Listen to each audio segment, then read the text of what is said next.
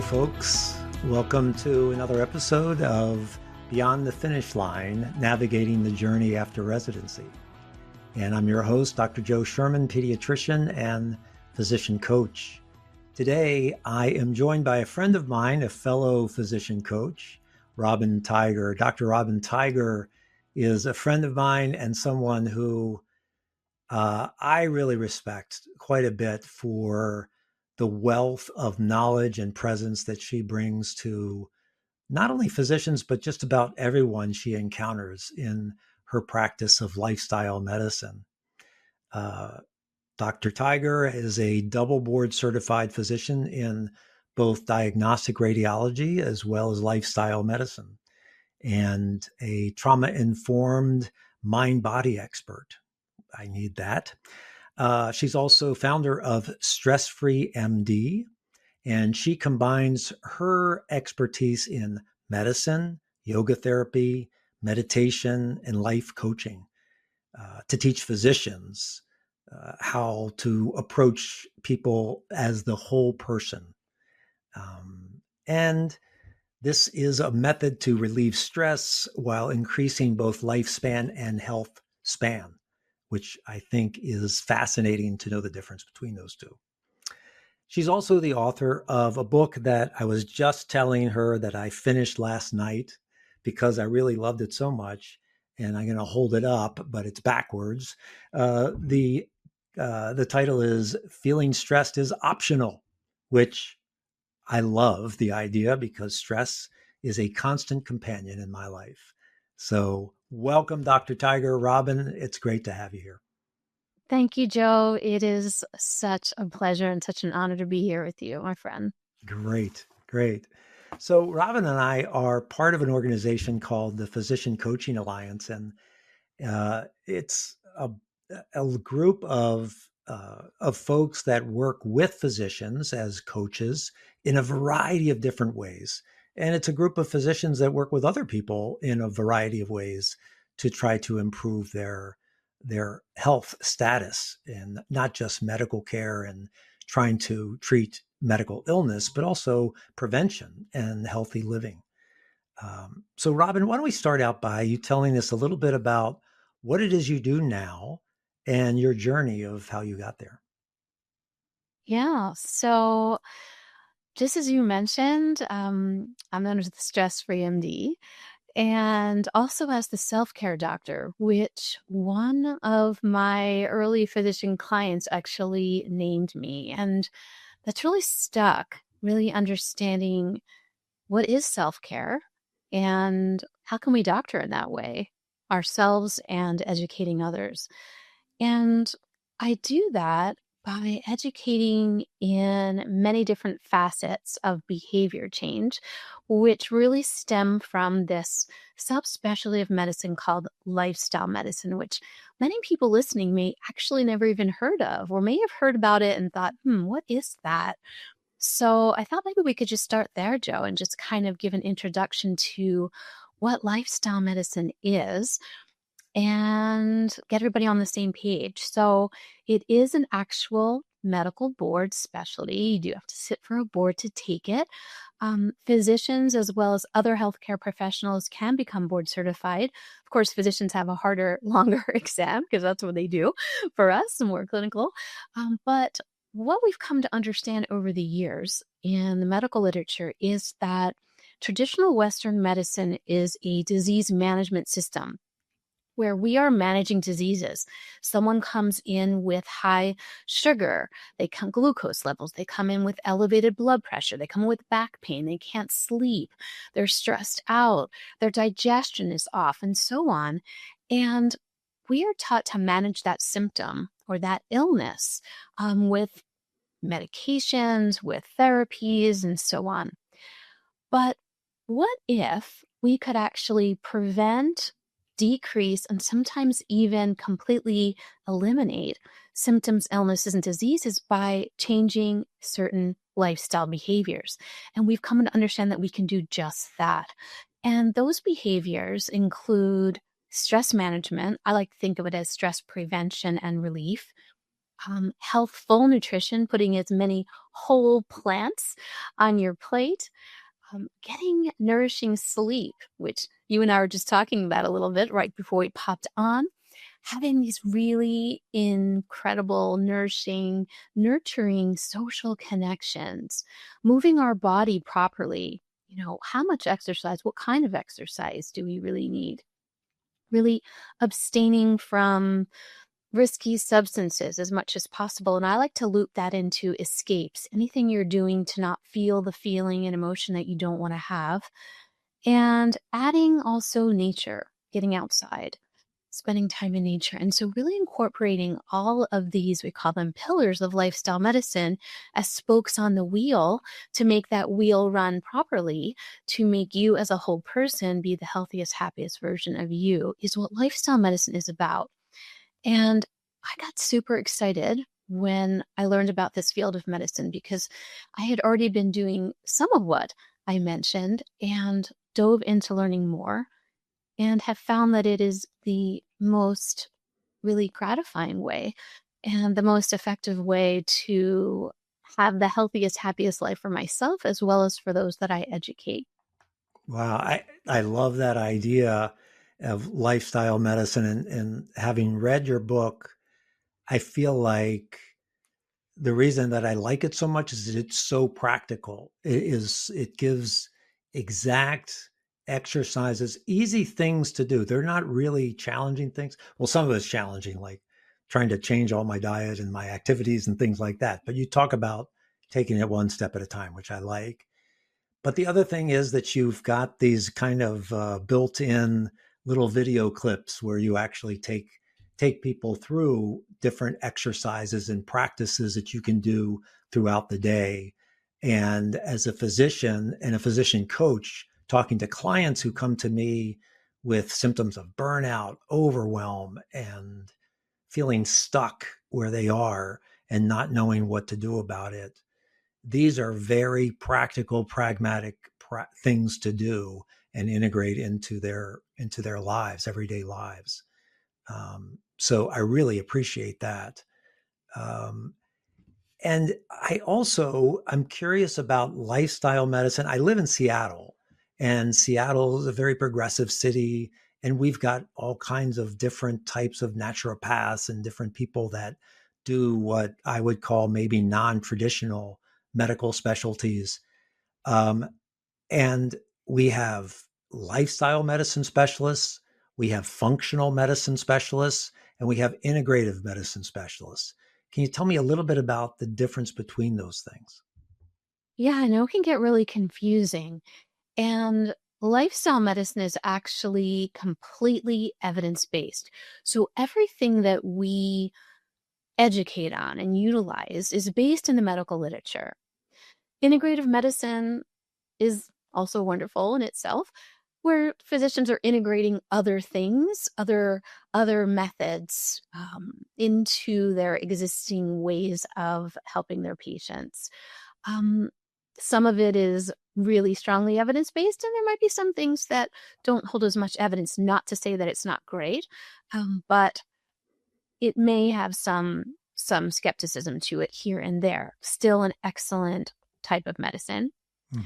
And functional medicine really gets down to the cellular level, and they do a lot of laboratory tests and really evaluating what's going down all the way into the mitochondrial level, right? And so there's a lot of testing that's done for functional medicine to see what's going on within you at the down to the cellular level. And so with lifestyle medicine, we are only focused on creating effective behavior change. That's it. There are no lab tests, there are no specific therapies, nothing like that. It's really those key components that I mentioned, focusing on those and creating those behavior changes based on the medical literature, based on what we know to be true, to prevent, decrease, and at times reverse and treat symptoms, illnesses, and diseases. Yeah, it sounds very practical and applicable to, yeah, especially in my experience in my life, and how stressors that trigger me get processed into my body physically, spiritually, mentally, emotionally, and everything else. Um, you said in your book, or I think somewhere else I'm going to see, about how um, lifestyle medicine saved your own life in some way. Um, and so, would you be willing to tell us your own personal story about how this radiologist who's doing diagnostic radiology and reading films all of a sudden decides to make this shift? Yeah. So, gosh, I don't know, 15, 20 years ago or so, I was happily married, still am. Great guy. My children, two children were really young at the time. I was working as a radiologist in a busy practice, starting first in my residency and medical student residency, and then in practice. Had a beautiful home. We had cars. We took nice vacations. Was very involved in the community. I was very involved in the hospital system. I was very involved in my children's school. On the outside, we looked perfect. I looked perfect, right? But Mm-hmm. actually, it was anything but perfect. On the inside, I was not well at all. Mm-hmm. And, looking back, I see a series of symptoms that developed over time. It wasn't just like I woke up one day and I wasn't feeling well, but over time, and if I'm really honest, I think back to residency is probably when I started to have the first symptom, which were these really intense migraine headaches with this intractable vomiting. It just knocked me off my feet. I would have Wow. to leave the reading room. We had actual films, as you said, reading Yeah. films. I can tell that we're from Yeah. the same same time period, right? And so I would have to leave the reading room and just escape and be in a dark place that was quiet to try and help relieve whatever was going on. And I started to develop even more symptoms where I'll even just start from the top down. There were so many. I had vertigo, right? Really bad dizziness and spinning. Someone just call my name. Hey, Dr. Tiger, I'd like turn my head and the whole room would spin. I had dizziness, vertigo. I had tinnitus, right? So Mm. loud that I had trouble sleeping at night. I had spontaneously bleeding gums, Joe. I mean, it was the weirdest Whoa. thing. I wouldn't even be eating something or drinking anything. It would just, my gums would just bleed. I mean, what does that have to do with anything, right? Seems That's super scary. disconnected. It was, Yeah. yeah, it was scary, right? Scary for people also looking at me. But it was, yeah, I mean, I'm joking about it, but it was kind of scary. Like, why is this happening? I had really bad reflux, gastroesophageal Mm-hmm. reflux, Mm-hmm. burning chest pain. At times I thought like I'm actually having a heart attack. Like this is so, so painful.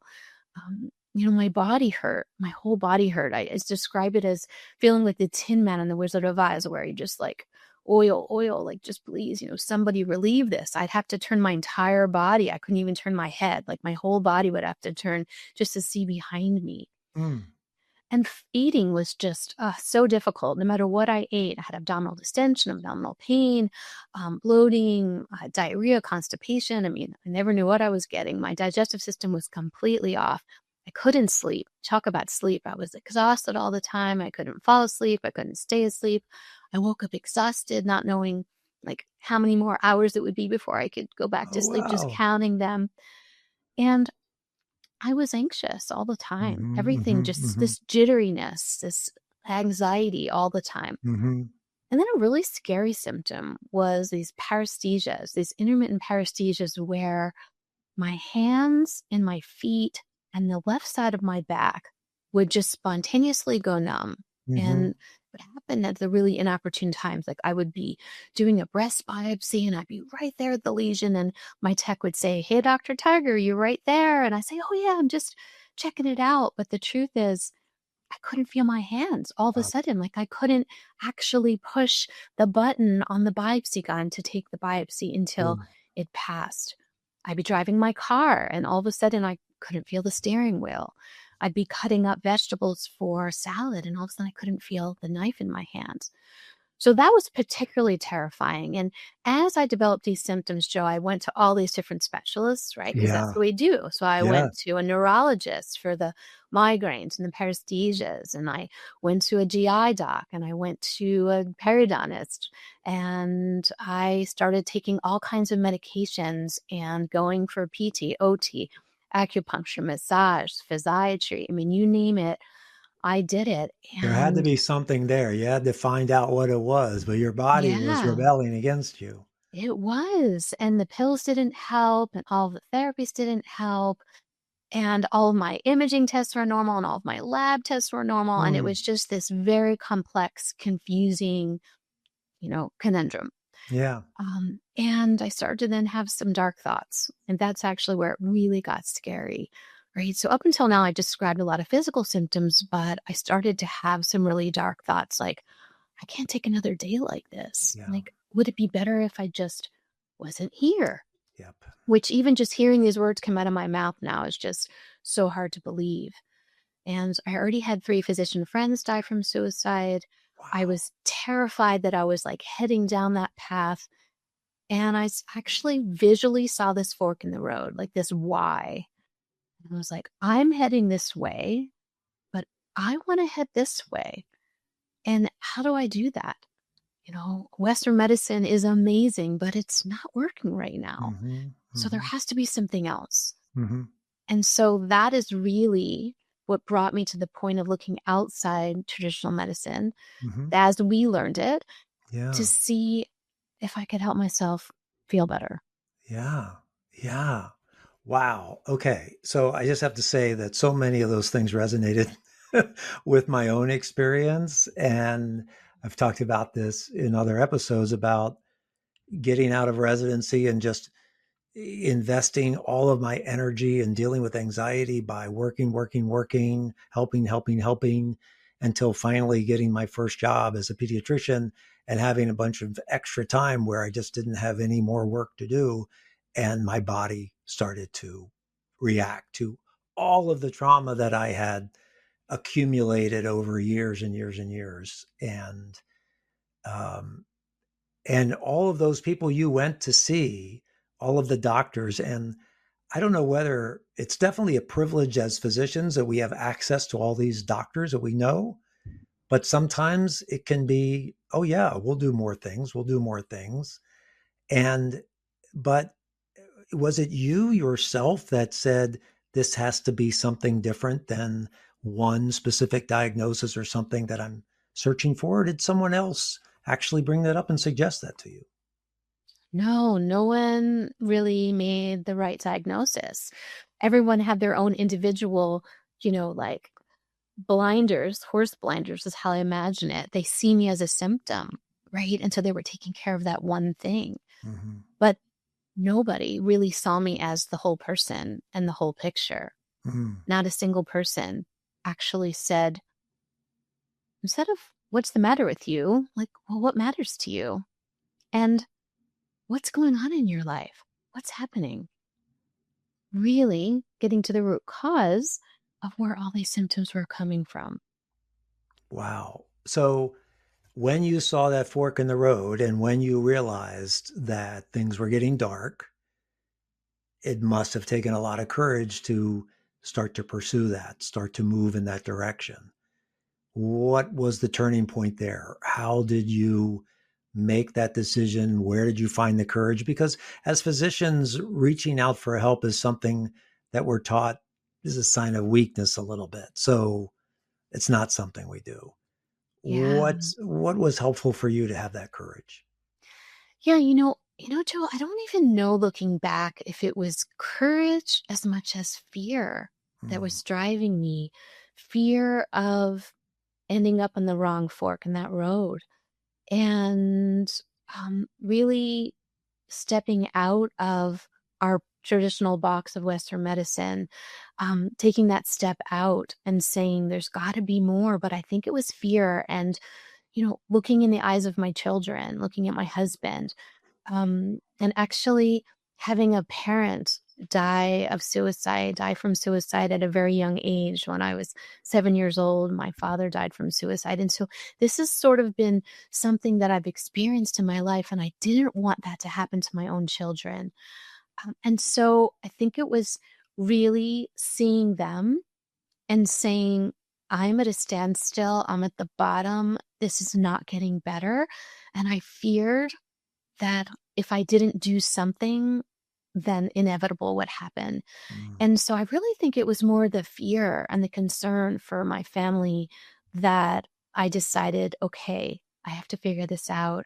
And I'd already been running and training for races. I was already eating what I thought was a predominantly healthy diet. I'm thinking, what else is out there? Right? What else can I do? And I started hearing more and more about yoga and meditation, which some people here may be doing some eye rolling. I did a lot of eye rolling. Okay. Totally there with you if you're doing that right now, because I thought that was for those really strange people who were down the road or down the hallway at the Right. gym in that closed room doing strange things, weird music, weird clothes. I mean, I had all the preconceived notions that you can imagine. But this particular class that I kept seeing advertised was being led by an anthropology professor at the local university who also owned the studio. And so my egotistical left Dr. Brain actually found some credibility in this professor. I thought she's got to be the real deal, right? Hmm. She's not Hmm. going to be some like Molly Moonbeam weirdo person. She's got to be somebody I can trust. And so after seeing this advertised multiple times, it was this like Yoga 101 5-week series thing. I decided to sign up. And I didn't want to go alone. So I asked my next door neighbor, who's a nurse, to come with me. And she, of course, also did some eye rolling. And I said, hey, if it's terrible, we'll just head out and we'll go out to dinner. And she said, okay. And so I remember that day so clearly, Joe. I woke up, I worked. I can't tell you how many cases I read. I can't tell you how many procedures I did. Tons. I got home so tired. I fed my kids, I bathed my kids, I handed them off to my husband, and I drove for this class that began at 7:30 at night at a studio about 5 minutes from my home with like one eye open, kind of shaking my head like, what are you doing? You should be home. You're so tired. This is so dumb, right? Like you can be doing other things like laundry and dishwasher and Your list is prepping for cases for endless. tomorrow, right? Yeah. Getting ready for tomorrow's patients. I mean, this is a waste of time. And I remember walking in there just kind of with my head down, not even making any eye contact. And at the end of the very first session, my whole world shifted. I felt calm. I felt clear. I wasn't anxious. I wasn't tired. And my body didn't hurt. And I had no idea what happened. Wow. Yeah, Wow. That first session, just one first yoga session. session. Wow. One session. And so my doctor brain needed to unpack this. This is what we Sure. do, right? So I Yeah. remember driving home and we had books then, like we didn't have the Yeah. internet. Right. Yeah. And so I started pulling out all my books and I started reading as much as I could find. I remember spending a lot of time in the library the next few days, looking up the medical literature and coming to understand that what I was experiencing as I continued to take these classes and as my symptoms that I described to you started to go away and eventually resolve was that I was suffering from the diagnosis that no one made, which was a whopping case of chronic stress. Mm. And that all of the catecholamines and the cortisol and the cytokines and all of this inflammation in my body was showing up in my body through all of these symptoms.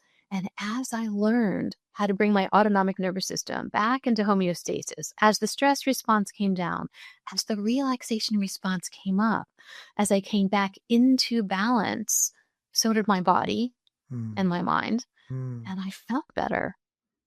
Wow. Wow.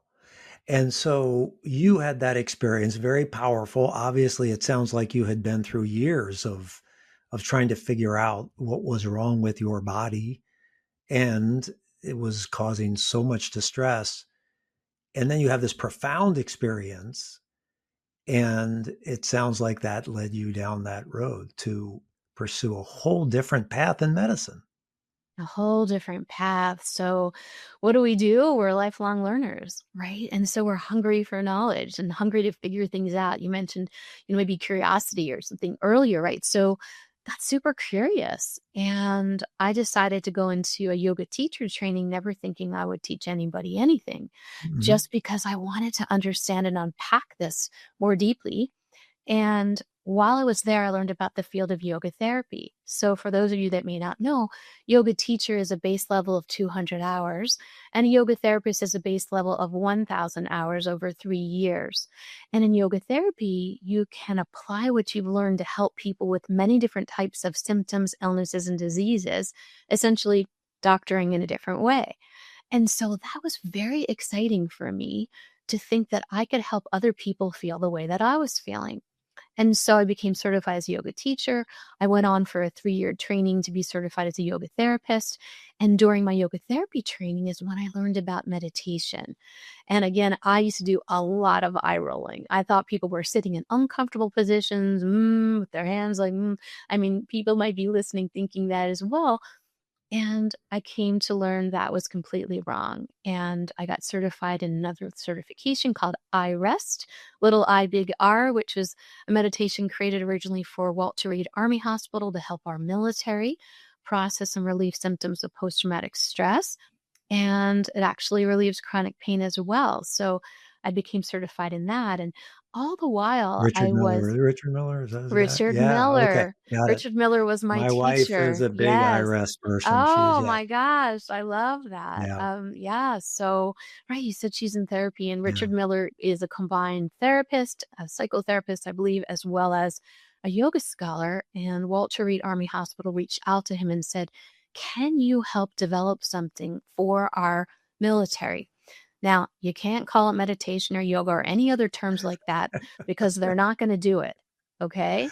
And we as coaches know semantics is everything, right? And so he came up with this combined guided meditation that he took from traditional yoga nidra, thousands and thousands of years old from India, and then wove in some psychotherapy components and took out some things from traditional meditation that could be activating for our military. We don't use the word triggering, we use the word activating, right? For that very reason. And it was found to be incredibly beneficial. And so much so that, as I mentioned, they found that chronic pain was significantly improved, equivalent to taking pain meds or opioids, right? So the Department of Defense declared this a tier 1 treatment for chronic pain because most of the pain we feel in our body is from our conscious or subconscious thoughts. And so when we can start to process those, we can actually feel better. So I became certified in iRest, and I really, really was honing in on all these body based tools. And then there was the mind, right? And I was getting coached by a life coach that changed my life and really taught me how to work with my own thoughts. And I felt that that was a really important piece to add to the body based tools. And so I went on to become certified as a life coach, which is where you and I came to cross paths and really combining that body based, and I call it bottom up approach, and life coaching mindset, top down approach to stress relief, really understanding that it could be hard to work with your thoughts when your body's dysregulated. So when we can get our body into balance first, we're much more effective at working with our thoughts. And while I was doing all those things, I was studying additional things like exercise and nutrition and learning more about sleep and so on. And a local colleague here in Asheville, North Carolina, when he met me, he said, American College of Lifestyle Medicine needs to know about you. And I was really like, what is that? Never heard of Yeah, that. right, right, right. And so he started telling me about it. He's a lifestyle medicine physician, actually the first ever certified lifestyle medicine physician. And when I went home, and at that time we had computers, and I looked it up and I looked up this organization, it just felt like home. It was everything that I was about and more. And so I was connected to them, and they were very excited to meet me. They said, we are strong in all the other areas, the pillars of lifestyle medicine, but not the stress component. And would you join our faculty and help write the next board review manual? And so that was my entrance into lifestyle medicine, both as faculty as well as becoming certified. Wow. Okay. So in your own healing process, that's what brought you to being a lifestyle medicine specialist. And it sounds Yeah. like you were a pioneer in that area, um, because it was relatively new at that time. And I love the idea that your own journey, your own healing process, which you started for, like you say, to save your own life, led you to want to do this for other people. Yeah. And that's something that I think a lot of coaches, especially those that work with physicians that have life experiences, which kind of are these aha moments for us, lead us to want to try to help other physicians to find their joy, find their path in life. Yeah. Um, yeah, so I love that story. I love that. So now, what does your practice look like now? I mean, are there any films coming up in on your computer anymore, or is it No. a whole different variety of things? Yeah, so I transitioned out of practicing radiology several years ago. Mhm, I'm really wanting to help others learn what I've learned. mhm, Um, I, you know, I really do love traditional medicine. I was well known in my field. I actually had a cardiothoracic surgeon crying in my office saying, "Please don't leave," and the breast surgeon very upset about my leaving. But I just had this calling to talk about forks in the road, right? So the traditional Western medicine looked for me as one fork, and then there was this other fork, which had no no direction at all, which as physicians can be very daunting because we're used to structure mhm, and organization, and a schedule. mhm, But I just had this calling. I felt selfish, Joe. It almost felt so selfish to be having all of this knowledge and to be developing all this expertise over time without sharing it, especially with our colleagues. And so I took that fork in the road that had a completely blank slate and just started becoming certified in the things that were helping me and started teaching along the way and developing content along the way as I went. And it's built and built and built. And the more I learn, the more I educate on. And it's been really an absolutely gratifying and lovely journey for my own personal health as well as the health of, gosh, probably thousands at this point. wow. Okay, so right now, your professional career, Hmm. does it involve actually seeing patients or clients? I think you call it clients. Yeah, clients. Actually involve seeing clients in an office, in a do you do mostly remote work? What's your split of, like, say, life coaching, or is it all just kind of melded together? Yeah, so no, I'm not wearing the traditional white coat kind of Western medicine physician hat. I'm more of an educator as a lifestyle medicine physician and more in the coaching world, essentially, coaching on all the things we talked about and trying to figure out as many ways as I can to educate people in the way they learn best. And so when the pandemic hit, I had been mostly in person and virtual. And I thought, okay, now we need online content, right? Because I've been asked so many times, I love that thing you taught at that workshop or that grand rounds or so on. I can't remember what it was. Do you have a video? I get asked all the time, I couldn't make it. I was on call or I had to pick my kid up at soccer or whatever. Do you have a video as to what you may have taught? And so I don't know how to create that stuff. No idea. Right. So what do we do? Well, we learn. And so I started taking courses on how to create videos, how to set up a studio in my own home in the pandemic, lighting, sound, the AV equipment, all of it, how to create a funnel, editing, everything. And I learned how to do all of that. And I started creating online content in different topics so people can learn. And then, when the pandemic lifted and we were back in person, I got back to doing workshops and giving lectures and um, coaching in groups and one-on-one continued, um, writing my book, as you mentioned, having a Hmm. podcast, Yeah. teaching auditory learners through a podcast, and leading retreats. And Yeah. so I present at retreats, I lead retreats. I just got back from Africa a couple of weeks ago leading a physician retreat. It was for physicians and their family and friends.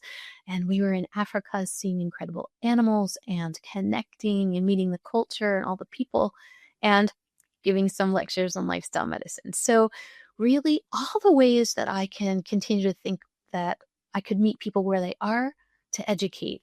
And so I do all of those things in my coaching offerings, Wow. and it's really however people learn best. Yeah. Wow. You're a powerhouse.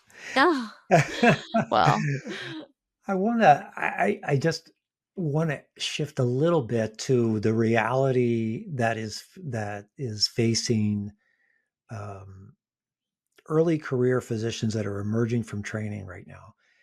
And I finished residency in the 1980s, so it was a different world.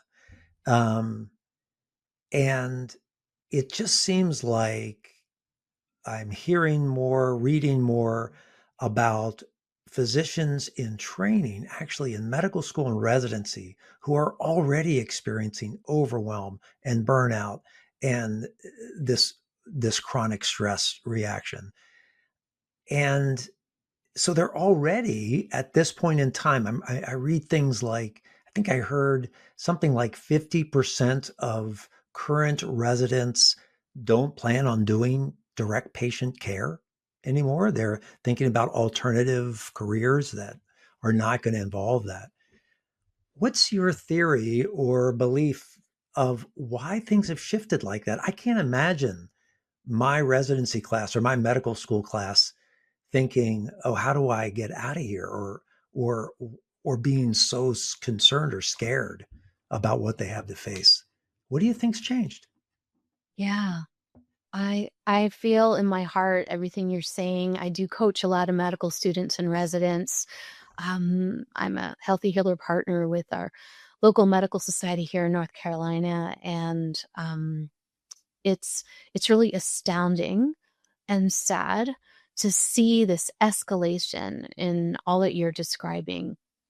And really trying to unpack how things have changed and what is the same. And so, starting with what's the same, let's start Hmm. there. Hmm. The research shows that when they study matriculating medical students compared to their peers, so you take a whole bunch of individuals that just graduated college, and then you compare those who are going to medical school and those who aren't. The thinking might be that those starting medical school have worked so hard to get there that they're burned out, they're depressed, they're exhausted, they're already starting way below where they should. But the truth is, research shows the exact opposite.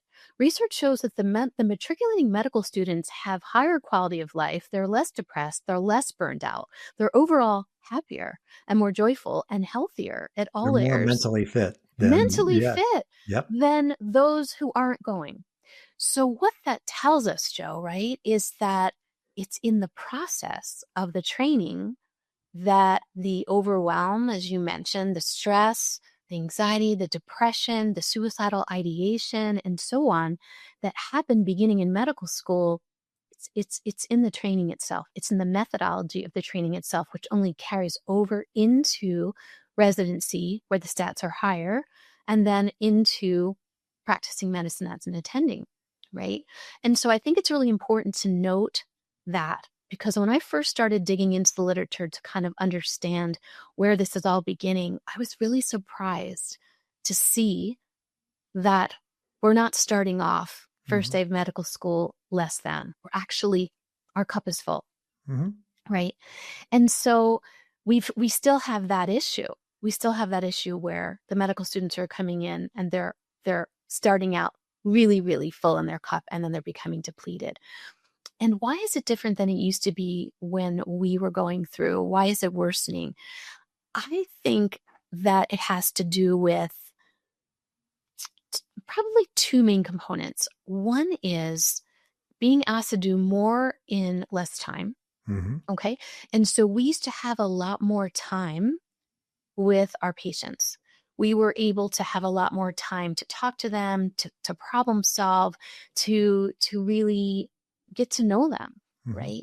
And now there's all of these restrictions, and all of this computers, the Hmm. packs, Hmm.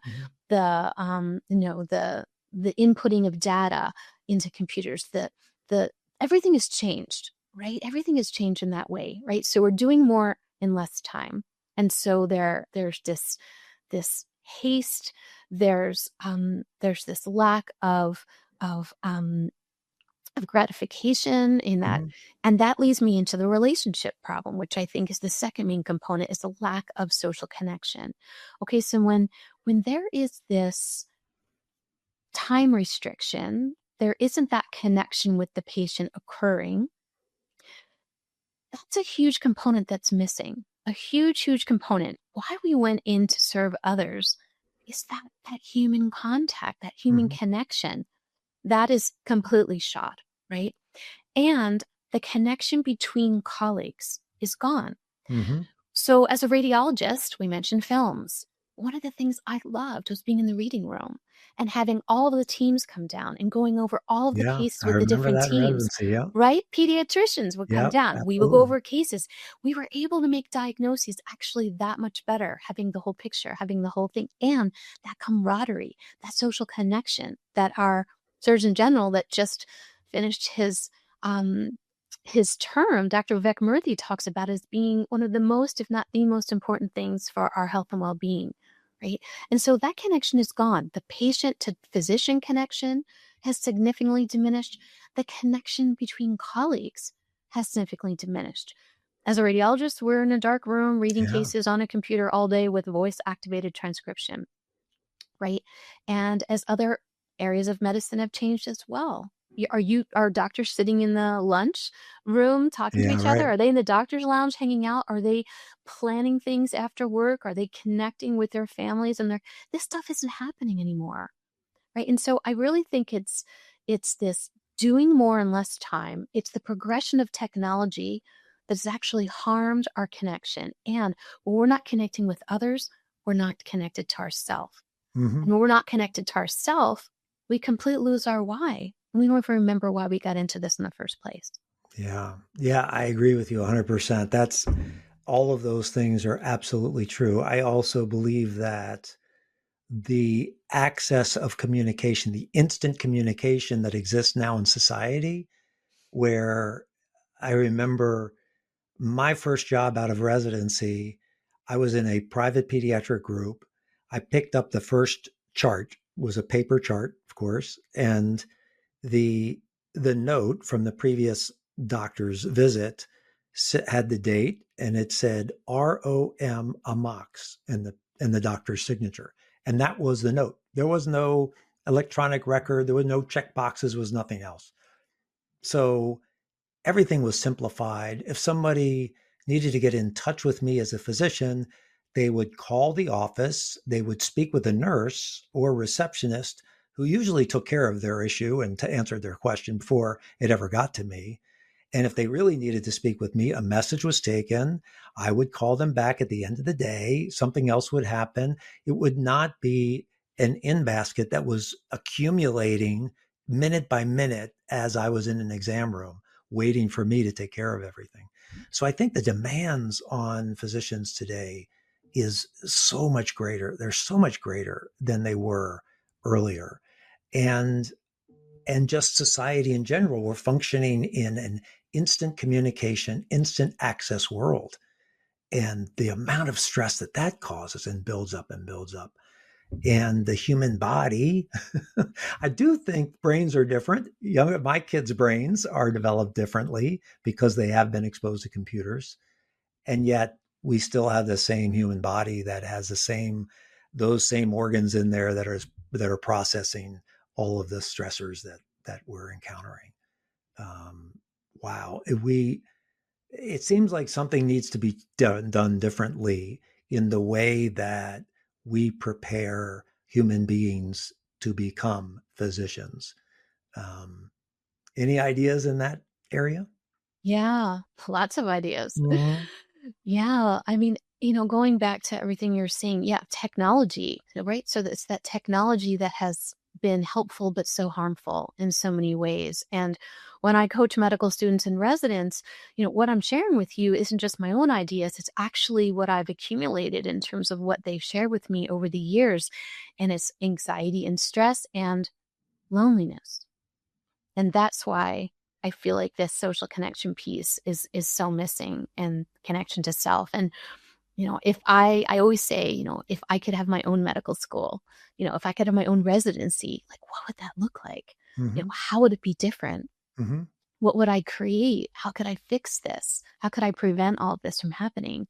And in my, you know, special medical school and residency program, we would have all of these pillars of lifestyle medicine, all of these specific behaviors as an intracurricular part of education. It's Mhm. built in to education so that our medical students who are starting on day one, who will already have their cup filled, can keep their cup filled or learn how to fill their cup back up right from the beginning so they can prevent what's coming down the road. We don't want physicians getting into training and saying, "Hey, I don't want to do this. I actually want to go work for a company. I want to get out of here. This isn't what I Mhm. want." Right? We don't want that. We need Mhm. to take care of us, Joe. Yeah, we So need. we, Yeah, I'm getting we need old. them in there. Yeah. So I think that and I know that we have a huge education gap in educating our seedlings, our physician seedlings, Mhm. Mhm. on how to care for themselves. And as you mentioned, as I put in my book, these are not hard things. We don't know what we don't know.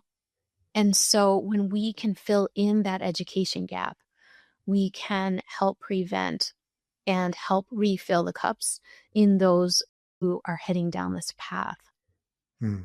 Yeah. Yeah, I agree. I agree 100%. I think this is something that needs to be integrated in, and it needs to be integrated in not only in those preclinical years and then kind of put to the side like a class in mindfulness or a class in something like that. And then you hit the wards, and all of a sudden you meet these old geezers like myself that still want you to do things the same way and tell you, how dumb you are. And, this whole idea of criticizing you more and more to make you feel worse. This, yeah, so I want to finish up now and ask you just two more questions. One is, if you were able to go back in time to that young radiologist who just emerging from residency fellowship, I don't know whether you did fellowship or not, I just Yeah, resident, and you were able to give her some advice and say something to her, what would it be? I would tell her that she has everything she needs within her to feel better all by herself. She just needs to learn how. And then I would share with her how. Excellent. Okay. I love that. And then the last question is, if you weren't a physician, a lifestyle medicine physician, or a resident, or I'm sorry, a radiologist, what else do you think you might be if you had taken a different road further back? What other profession do you feel like, oh boy, I can see myself as this? Well, Joe, probably a Peloton instructor. I was going to say it would have something to Which do with which fitness or actually, wellness. yeah, actually last year, some of the C-suites were very excited about me, and I met with the casting director and the producer, the yoga meditation section, and things were in transition, and it didn't really go past that. But I'm all about inclusivity, and being an avid Peloton user, I just see a platform like that, if not that, incredibly powerful to healthcare professionals as well as those outside of healthcare in so many different ways. And I've had so many physicians say to me, if you were teaching on Peloton, I would join. Or if you were teaching on Peloton, I would actually write a prescription for my patients. Yeah. Because what we didn't get into is the other areas that I also focus on were people who have cancer, people who are in Yeah. menopause, Yep. people who have chronic pain, arthritis, hypertension, people who, for any number of reasons, don't see themselves being able to get that education that's out there because it's not for them. Hmm. Hmm. And then healthcare professionals that want other healthcare professionals that get it to educate them. So I don't know, anyone from Peloton listening, I'm still interested. All right. I'm going to be looking. I'm looking for your class. I'll be dialing it in next time I'm on my Okay, Peloton, see where it excellent. is.